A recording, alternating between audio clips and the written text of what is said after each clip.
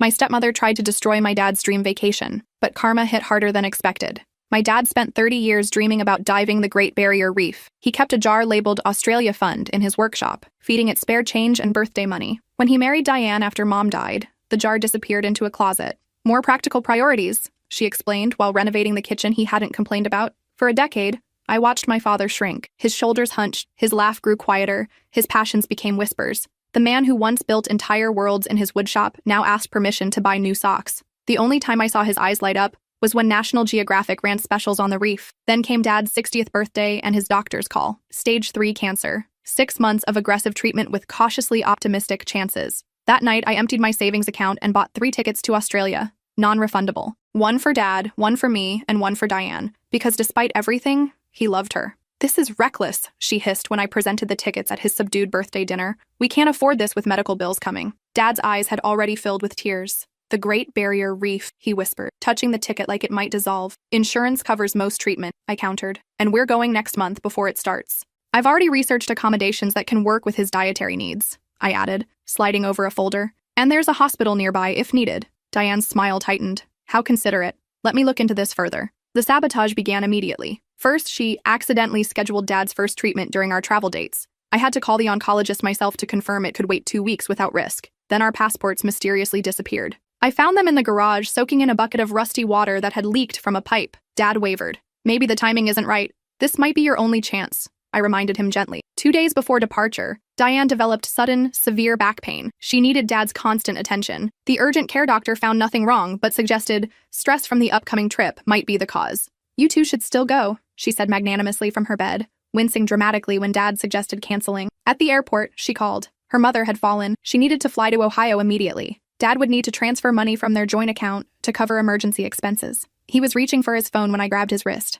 "Dad," I said quietly, "there's something you need to know." I pulled out my tablet and opened the folder labeled Proof. Inside were screenshots of her text messages with a man named Carl. "Can't wait until hubby's insurance pays out," read one. "Australia trip, perfect timing. Accident on reef, easy to arrange." Dad's face went gray as he scrolled through dozens of messages detailing their affair, finances, and plans for his accident. I hadn't shown him when I first discovered the messages 2 weeks earlier. I needed more evidence, so I set a trap. "There's more," I whispered, as airport security approached our gate. The officer nodded at me. "Ms. Bennett, we're ready." Dad looked between us, confused. "What's happening?" "I contacted the FBI when I found these messages," I explained. "Insurance fraud across state lines is federal. They've been monitoring her communications." The security officer handed me a tablet. On the screen was a live feed from our house. 3 agents were at the door. Diane answered, already dressed for travel, not to Ohio, but to Aruba, according to the visible luggage tag. Her suitcase waited in the hall. Carl stood behind her, his hand on her lower back. Dad watched, stone-faced, as they were both handcuffed. "She emptied your accounts this morning," I told him, but the FBI froze the transfers. "Everything's been recovered." His hand shook as he gripped the armrest. For a moment, I feared I'd made a mistake, that this shock on top of his diagnosis would be too much, that he'd collapse right here in the terminal. Instead, he squared his shoulders. "Is our flight still on schedule?" he asked, his voice steadier than I'd heard it in years. "Yes, but Dad, if you want to postpone..." "No," he stood up. "I've waited 30 years for this. I'm not waiting one more day." Our flight boarded in silence. Dad stared out the window for the first 6 hours. I worried I'd broken him completely. Somewhere over the Pacific, he finally spoke. "How long have you known?" "I suspected something was off when she changed your life insurance last year," I admitted. "Made herself sole beneficiary, tripled the payout. But I found the messages by accident 3 weeks ago when I borrowed her phone to call the doctor." "And you arranged all this? The FBI? The trap?" "I couldn't let her hurt you," I said simply. "Not after everything." He nodded slowly, then reached for my hand. "Your mother would be proud." The words pierced me. Mom had always been the protector in our family, the one who checked for monsters under the bed and stood up to bullies at school conferences, the one who made me promise to look after Dad if anything happened to her. I'd been 17 when I made that promise, sitting beside her hospital bed. I'd failed her for 10 years, watching Diane slowly crush Dad's spirit. Not this time. "She loved you so much," I whispered. "She made me promise I'd take care of you." "You did," he said firmly. "You are." For the rest of the flight, we reminisced about Mom, about the wooden jewelry box he'd built her, about how she'd secretly fed his Australia fund whenever she had spare cash. "She believed in your dreams even more than you did," I told him. That first morning in Australia, I woke to find Dad's bed empty. Panicked, I rushed to the hotel balcony. He stood at the railing, watching the sunrise over the ocean. His shoulders were straight, his posture open. For the first time in years, he looked tall. "I was scared when she came into my life," he confessed without turning around. "Scared of being alone, of dying like your mother. Bitter that life had cheated her." He shook his head. "I gave away my power, my dreams. Let her convince me I didn't deserve them. I joined him at the railing. And now? He smiled. A real smile that reached his eyes. Now I'm going to see that damn reef. After breakfast, we went straight to the dive shop. The FBI had alerted local authorities, and Carl's accomplices had been arrested the previous night. A new instructor met us, her face solemn after being briefed on the situation. "I'm Sarah," she said, extending her hand. "We've changed your dive plan completely. New location, new equipment, new team. Everything's been double and triple checked." She eyed Dad with professional concern. "But given your health situation, I want to be transparent about the risks." Dad nodded. "I've got cancer," he told her bluntly. "But I've waited 30 years for this dive, and I'm not leaving Australia without it." Sarah assessed him carefully, checking his paperwork and asking about medications. "No one should be denied the reef," she finally said. "But we'll take it slow. Stay with your daughter. Signal if anything feels wrong." The prep took longer than expected. Every piece of equipment was tested. Every procedure explained twice. Dad absorbed it all, asking detailed questions that revealed how much research he'd done over the decades. "You really know your stuff," Sarah remarked. "Most tourists can barely remember which way to clear their masks." Dad smiled sheepishly. "I've been practicing in the bathtub since 1991. By the time we reached the dive site, the morning clouds had burned away, leaving the water a crystalline blue. Visibility is exceptional today," Sarah noted. "You picked the perfect time." As we prepared to enter the water, Dad paused. "Your mother should be here," he said quietly. "She is," I assured him, tapping his chest. "Right here." He nodded, took a deep breath, and stepped off the boat. Underwater, Dad transformed. Each movement was graceful, precise, his eyes wide with wonder behind his mask. When a sea turtle glided past, he reached out, not to touch, just to feel the water displaced by its flippers. Through the clear water, I watched him examining coral formations, pointing excitedly at fish species I couldn't name. He moved with a certainty I hadn't seen in years, as if his body remembered how to be strong. For those 60 minutes, cancer didn't exist. Diane didn't exist. The betrayal didn't exist. There was only the reef, vibrant and alive, and my father, equally vibrant, equally alive. Back on the boat, he couldn't stop talking. Sarah laughed as he described each fish, each coral formation, with childlike excitement. "Most newcomers don't notice half those details," she said. "You've got a diver's eye." Dad beamed. "I've been studying this place since I was 20. Well, if you're up for it, there's a night dive tomorrow. Different creatures entirely. The bioluminescence this time of year is spectacular." Dad looked at me, a question in his eyes. I nodded. "If you feel up to it." "I've never felt better," he said, and I was surprised to realize it might be true. His cheeks were flushed with healthy color, his breathing steady. The man who'd shuffled through the airport yesterday now stood tall, gesturing animatedly as he described a clownfish he'd spotted. At dinner that night, Dad pulled out a small notebook and began sketching the fish he'd seen. His hand moved with certainty across the page. I realized I hadn't seen him draw anything in years. "Tomorrow we should visit that marine biology center," he said between bites of grilled barramundi. "And I want to try that advanced dive site Sarah mentioned." He paused, his fork halfway to his mouth. "What? Why are you looking at me like that?" "It's just good to have you back," I said, blinking back tears. My phone buzzed with a text from Jessica, my FBI agent friend, both in custody. Diane talking. "Carl had history of insurance scams with previous girlfriends. Your father's life insurance has been reinstated with you as beneficiary per his original instructions. Also, swept the house and found hidden cameras in your bedroom and bathroom from your last visit. This lady is a piece of work." I showed Dad the message. He nodded grimly. "I trusted her with everything," he said quietly. "My home, my finances, my heart." "I know," I whispered. "But I won't let her take this too," he continued, gesturing around us. "This moment, this place." He insisted on paying for dinner, something Diane had never allowed. "She's controlled the money for 10 years, he explained, handling over his credit card with a flourish. It's time I remembered how to sign my own name. Back at the hotel, Dad received an email from his oncologist who had been briefed on the situation. She had reviewed his latest scans in more detail, and the news was cautiously better. The cancer was still at stage 3, but a new immunotherapy treatment had shown promising results for his specific mutation. He was a perfect candidate for the clinical trial starting next month. "It's not a cure," he explained, reading the details aloud.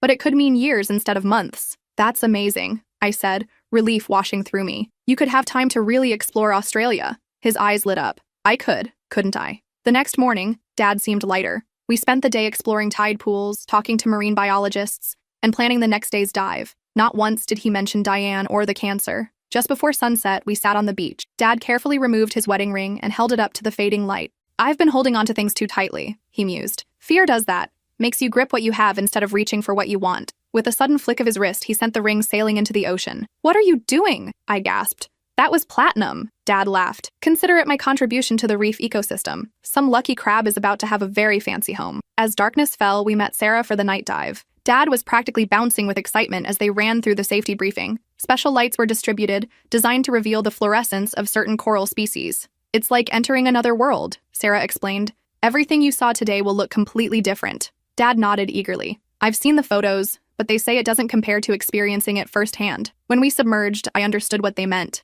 The reef had transformed. Corals that had appeared brown during the day now glowed with otherworldly blues and greens. Fish darted through the darkness like living neon signs. Instead of staying cautiously at my side, Dad explored with growing confidence, pointing out creatures that only emerged at night. At one point, he found a small octopus changing colors as it hunted. He hovered, perfectly still, watching its dance of camouflage for nearly 10 minutes. He emerged from the water buzzing with adrenaline, describing bioluminescent creatures and nocturnal predators with reverent awe. Did you see that octopus? He demanded, gesturing wildly. The way it communicated with color? That's what Mom and I used to watch on those documentaries during her treatments. She always said the way they changed was like magic. Sarah pulled me aside afterward. Your father's a natural. Has he really never dived before? I shook my head. He's been waiting his whole life for this. She smiled. Well, he moves like he belongs here. And I've never seen anyone so aware of their surroundings on their first night dive. Most people miss everything because they're too focused on not losing their buddy. Over dinner, Dad couldn't stop talking about the octopus. It's incredible how something can completely transform itself, he mused. One moment it's visible, the next it's perfectly camouflaged, but it's still itself underneath. I realized he was talking about more than just the octopus. You've been changing colors too, I observed. Going back to who you were before. He considered this. Not exactly. I'm not the same person I was 30 years ago. He paused. Maybe I'm becoming who I was always meant to be if fear hadn't gotten in the way. Back at the hotel, Dad called his bank and began the process of securing his accounts. One by one, he removed Diane's access to his funds, his credit cards, his safe deposit box. His voice grew stronger with each call. I'd like to report fraudulent activity, he said, spine straight. And I need to change all my security questions and passwords. While he worked, I checked my emails. Jessica had sent video footage from Diane's interrogation. I watched with a mixture of vindication and horror as she coldly described how she'd targeted my father. He was perfect, she told the investigators. Emotionally vulnerable, financially stable, and isolated from family. I've never seen someone so easy to manipulate. When asked about the murder plot, she didn't even try to deny it. It was Carl's idea to use the diving accident.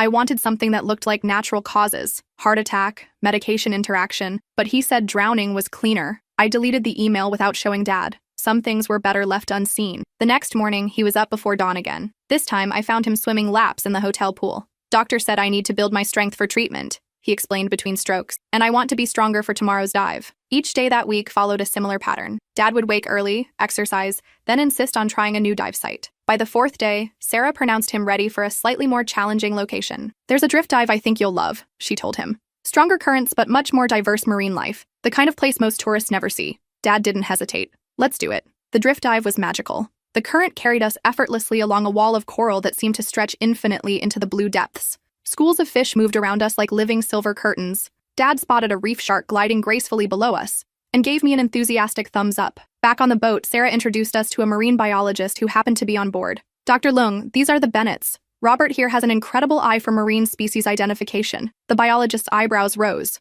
Oh, are you in the field? Dad laughed. Just a hobbyist. 30 years of reading National Geographic. Dr. Lung smiled. Sometimes the amateurs notice what the professionals miss. We get too focused on our specific research. She explained that she was documenting the effects of climate change on the reef ecosystem. We're losing coral at an alarming rate, but there are also surprising adaptation stories that give us hope. Dad leaned forward, asking questions about thermal tolerance in coral species and migration patterns of reef fish. The conversation continued through lunch, with Dr. Lung eventually inviting us to visit her research station the following day. We're always looking for volunteers, she mentioned. Even short-term help with data recording is valuable. Dad's eyes lit up. I'd love to help. The research station was a cluster of weathered buildings on a small island. Graduate students bustled about, carrying equipment and arguing good-naturedly about methodology. Dr. Lung showed us the labs where coral samples were analyzed, the tanks where restoration experiments took place, and the computer room where data was processed. This is where the real work happens, she explained. Diving is beautiful, but the science happens here, in the spreadsheets and statistical models. Dad surprised me by sitting down at one of the computers and offering to help enter the previous day's survey data. His decades of accounting work made him methodical and precise, exactly what was needed. You're quite good at this, Dr. Lung observed after checking his work. Have you considered volunteering remotely? We always need help with data processing. Dad looked up, intrigued. That's possible. Absolutely. Much of our work can be done anywhere with an internet connection. Our oldest remote volunteer is 82, working from her nursing home in Scotland. On the boat ride back, Dad was quiet, thoughtful. What's on your mind? I asked, just thinking about possibilities. He replied. Over the next few days, Dad completed 6 more dives. He filled his notebook with sketches and observations. He spoke to every marine biologist who would give him time. He even befriended a documentary crew filming coral restoration and convinced them to let him volunteer as an extra set of hands. They say I'm good at spotting juvenile crown of thorns starfish, he told me proudly one evening. Crown of thorns were invasive predators destroying parts of the reef. Apparently, most volunteers missed the tiny ones. On our last day, I found him speaking intently with Sarah and the dive shop owner. They shook hands, and Dad walked back to me looking slightly dazed. What was that about? I asked. I just got a job, he said, sounding surprised himself. Starting in 3 months after my first round of treatment, part-time dive guide for beginners and older tourists. They need someone patient who understands physical limitations. You're moving to Australia? He shrugged. Why not? The immunotherapy trial has a satellite location in Brisbane, and I've spent too long not living where I belong. The idea was simultaneously shocking and perfectly logical. Dad had no reason to return home except to sell the house and deal with the legal aftermath of Diane's arrest. His job had been eliminated in a corporate restructuring 2 years ago, something Diane had kept secret for months, pretending he was still working while she controlled the severance payments. What about your friends? Your life back home? I asked, though I already knew the answer. Diane had systematically isolated him over the years. My life hasn't been mine for a decade, he said simply. It's time I built a new one. That night, I helped him research apartments in Cairns, the gateway city to the Great Barrier Reef. We found a modest 1-bedroom within walking distance of the marina. It's perfect, he decided. Simple, affordable, and close to the water. On the flight home, Dad sketched plans for custom dive equipment modifications. For people with limited mobility, he explained. There's a whole market of people like me. Older, maybe not in perfect health, but still dreaming of seeing the reef. He showed me designs for buoyancy compensators that would be easier to manage with arthritic hands, and simplified weight systems that wouldn't strain the back. Sarah says if they work, the shop might develop them commercially. I could consult. His diagnosis hadn't changed. His bank accounts were still recovering. His marriage had imploded in the most public, humiliating way possible. But something fundamental had shifted. The man sitting beside me on the plane was not the same one who had left home 2 weeks ago. He spoke with authority, made decisions without hesitation, even held eye contact in a way he hadn't in years. When we landed, Jessica met us at the airport. How much trouble is she in? Dad asked after greetings were exchanged. Substantial, Jessica replied. Conspiracy to commit murder, wire fraud, identity theft, and they found evidence linking her to a suspicious death 3 years ago, her previous husband. Dad's eyes widened. She was married before? Jessica nodded grimly. 3 times. Each husband older, each ending with her significantly wealthier. The third died in what was ruled an accidental drowning. We're reopening the investigation. On the drive home, Dad was quiet, processing. You okay? I asked, just thinking about how easy it is to fall into someone's trap when you're desperate not to be alone. At the house, crime scene tape still crossed the front door. They've cleared most of the rooms, Jessica explained, but they're still gathering evidence from her office. You can collect personal items, but nothing can be removed from her spaces yet. Dad walked through the house like a tourist in a museum, detached and mildly curious. He passed the renovated kitchen without a glance. The living room with its uncomfortable designer furniture earned barely a shrug. But when he reached his old workshop, now a sterile home gym that showed no signs of use, he paused. I want to turn it back, he said. Before I sell, I want to build something here one more time. That night, he slept in the guest room, refusing to enter the master bedroom he'd shared with Diane. In the morning, he called a realtor. I need to sell quickly, he explained. I'm moving abroad for medical treatments. Over the next 2 weeks, Dad transformed. He worked with methodical focus, dismantling the gym equipment and reinstalling his old workbenches. The house filled with the scent of sawdust for the first time in a decade. He built 3 pieces: a jewelry box similar to the one he'd made for my mother, a small writing desk, and an intricate model of a coral reef. Each morning he worked, pausing only for the appointments with his oncologist, who confirmed he was an excellent candidate for the immunotherapy trial. The Australian trial site has already been contacted, the doctor assured him. They're prepared to continue your treatment protocol exactly as we'll be starting it. 2 months after our return, I helped Dad pack his modest apartment. He'd sold the house, dividing the proceeds with Diane's legal fees taken out. He didn't care. Just things, he said, discarding furniture and mementos without sentimentality. He kept his tools, his books, and a single photo of Mom. Everything else he either sold or gave away. The day before his flight back to Australia, we received news. Diane had taken a plea deal, testifying against Carl, who had apparently done this 3 times before with other women's husbands. She would serve 5 years. Carl faced 20. Dad didn't react, just continued packing his dive notebooks. Does it bother you? I finally asked. That she'll be out someday? That she almost killed me? He looked up, surprisingly calm. Every day we almost die. Cars almost hit us. Arteries almost block. The earth beneath our feet almost shifts. He closed the box carefully. The miracle isn't that she almost succeeded. It's that she almost stole my joy before she stole my life. I helped him carry the boxes to Jessica's car. She'd volunteered to drive us to the airport. I'll email everything as the case progresses, she promised. But honestly, Robert, you might be happier not knowing. Dad nodded. The past is the past. I'm more interested in the future now. At the airport, I hugged him tightly. Promise you'll take care of yourself. Follow the treatment protocol. I promise, he said. Then he held me at arm's length. But understand this. Whether I have 5 months or 50 years, I'm going to live them diving that reef. I smiled through tears. Deal. He handed me a small package. Open this after my plane takes off. I waited until his flight was announced, hugged him one more time, then watched as he walked confidently through security. No hesitation, no looking back. When his plane was safely in the air, I unwrapped the package. Inside was the jewelry box he'd built. It contained a set of keys and a deed to a small piece of land near my apartment. A note explained, "This was going to be a workshop for me, near you. Now it should be whatever you dream of. Don't wait 30 years like I did." 6 months later, I flew to Australia. The small land parcel had become a modest pottery studio, something I'd always wanted to explore but never had. Throwing clay centered me in a way nothing else had since losing Mom. Dad met me at the airport, and I barely recognized him. His hair had grown out from the thinning corporate cut Diane had insisted upon, now thick and silver. His skin was tanned, his frame stronger than it had been in years. He moved with the easy confidence of someone comfortable in their own body. "The treatments are working," he explained as we drove to his apartment. "Not a cure, but the tumors have shrunk significantly. Doctor says we've bought years, maybe a decade." His apartment was simple but personal in a way the old house never had been. Underwater photographs he'd taken covered the walls. His coffee table displayed specimens he'd collected with proper permits. Marine biology textbooks filled the bookshelf. "I've been taking classes at the local university," he said when he caught me examining them. "Just auditing for now, but they've offered to admit me formally next term." Apparently being enthusiastic counts for a lot, even without a science background. "That's amazing, Dad. I have something to show you," he said, leading me down to the beach where a group of people had gathered around a small boat. "What's this?" "My dive charter," he said proudly. "Specialized tours for cancer patients and survivors. We just got approved for insurance last week." I stared in disbelief. "You started a business? In 6 months?" He shrugged. "Turns out the connections I made during our first trip were valuable. Dr. Lung introduced me to a cancer support organization. Sarah helped with the dive certifications and equipment modifications. It all came together faster than I expected." The boat's name caught my eye, freshly painted on the stern, Karma's Current. Dad followed my gaze and grinned. Fitting, isn't it? He'd named his second chance after the force that had given it to him. The small group waiting by the boat turned out to be his first official clients. 3 women and 2 men, all cancer patients or survivors. Dad introduced me proudly. "This is my daughter, the one who saved my life by bringing me here." A woman with a colorful headscarf covering her chemo-bear scalp hugged me impulsively. "Your father has been our inspiration. If he can do this at his age, with his diagnosis," she gestured to the others.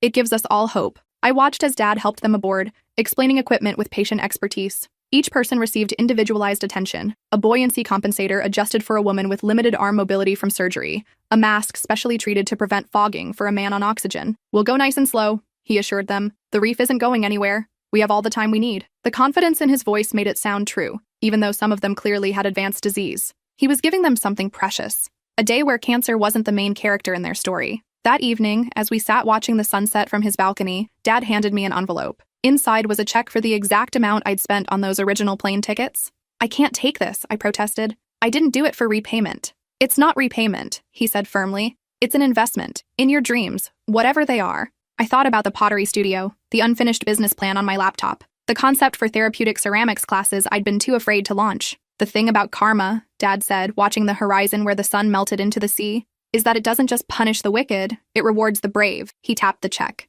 "Your courage saved my life twice. Once from Diane and once by showing me I still had something to live for." I folded the check carefully and put it in my wallet. Dad smiled. "Tell me about this business idea of yours, the one you think is too risky." As the stars appeared, I told him everything. My fears, my hopes, my detailed plans. He listened with the same rapt attention he gave to the reef's creatures. When I finished, he nodded once. "Sounds like you need to take the dive." The next morning, we went out on his boat. The clients were meeting us at a different location later, so we had the vessel to ourselves. I'd done a few beginner dives with him during my visit, but never anything challenging. Today's site was different, deeper, with stronger currents. "I'm not sure I'm ready for this," I admitted as we prepared our gear. Dad adjusted my tank with practiced hands. "That's the secret no one tells you," he said. "No one's ever ready. You just jump anyway." We stood at the edge of the boat, masks on, regulators in. "On 3, he said, his voice muffled but clear. 1, 2. He grabbed my hand and pulled me in on 2. The shock of the plunge, the disorientation, the moment of panic, and then clarity. The underwater world opened up beneath us, vast and beautiful and terrifying. Dad gave me the okay signal, his eyes crinkling behind his mask. I signaled back, and together, we descended into the blue. The current was stronger than any I'd experienced, pulling us along the reef wall. At first I fought it, trying to maintain perfect position. Dad tapped my arm and shook his head. He demonstrated a more relaxed posture, letting the water move him while maintaining just enough control to steer. I copied him, and suddenly everything was easier. We drifted past coral formations more intricate than any I'd seen. Fish darted around us, unbothered by our presence. A moray eel watched suspiciously from its crevice. A sea turtle cruised above, perfectly adapted to the current. Dad pointed to our right. In the distance, barely visible in the blue haze, a small pod of dolphins passed. Their clicks and whistles reached us faintly through the water. For a moment, watching him floating effortlessly in this alien world, I forgot that my father was sick, forgot that he'd been betrayed and nearly murdered, forgot everything except the simple miracle of his joy. When we surfaced an hour later, he was beaming. "That's the dive I dreamed about for 30 years, he said as we pulled ourselves back aboard.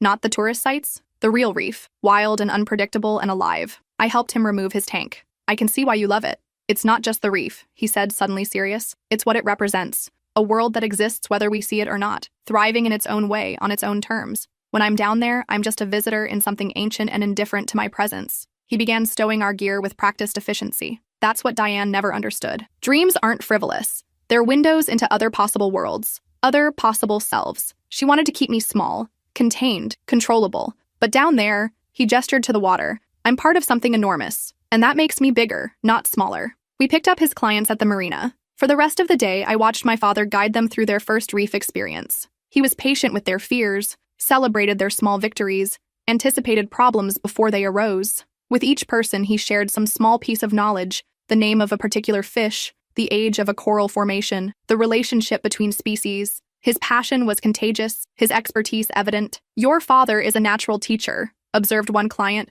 a former principal now battling lymphoma. "He should have been doing this his whole life. He's doing it now," I replied. "That's what matters." That night, Dad's phone rang during dinner. It was Dr. Lung from the research station. "They've approved our grant application," he announced after the call. "Full funding for the citizen science program. I'll be coordinating the volunteer data collection." His eyes shone with excitement. "We'll be training cancer patients and survivors to assist with basic reef monitoring. The therapeutic effects of water-based activity combined with meaningful scientific contribution, it's a perfect intersection." I realized that in 6 short months, my father had created a life more purposeful and authentic than the one he'd spent decades building back home. Here, his illness wasn't a death sentence but a qualification, his age an asset rather than a liability. "Mom would be amazed," I said. He nodded. "She always saw possibilities I couldn't. Remember how she'd rearrange a room and suddenly it would feel completely different? Same furniture, different perspective. That's exactly what you've done with your life," I observed. "Rearrange the pieces you already had." After dinner, we walked along the beach. The moon cast a silver path across the water,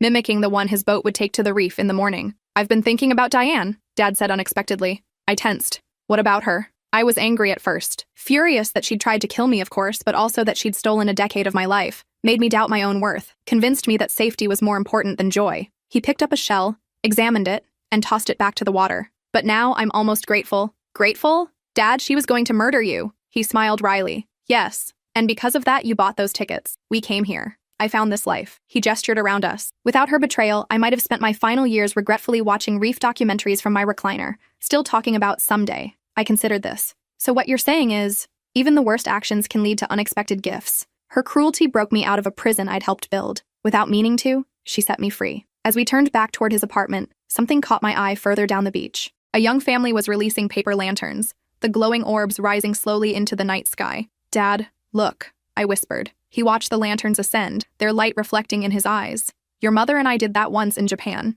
We wrote our biggest dreams on the lanterns before releasing them." "What did yours say?" I asked. "To dive the Great Barrier Reef," he replied without hesitation, "and to grow old with her." "At least you got one of those." He put his arm around my shoulders and discovered how many more dreams were waiting to be dreamed. The lanterns drifted higher until they were indistinguishable from the stars. The day I left to return home, Dad drove me to the airport. His boat was booked for the afternoon. Another group of cancer patients eager to experience the reef. "What will you do with the money?" he asked, nodding toward my purse where the check resided. "Expand the studio," I decided. "Hire an assistant. Start the therapeutic classes for trauma survivors we talked about." He smiled. "Sounds perfect." At the security checkpoint, I hugged him tightly. "I'll be back in 3 months. Sooner if you need me." "I'll be fine," he assured me. "Better than fine. But visit anyway." I watched him walk away, straight-backed and purposeful. Not the diminished man Diane had crafted, but someone new, or perhaps someone rediscovered. 6 months later, I received a package from Australia. Inside was a carved wooden plaque for my studio, and a note, the first piece from my new workshop.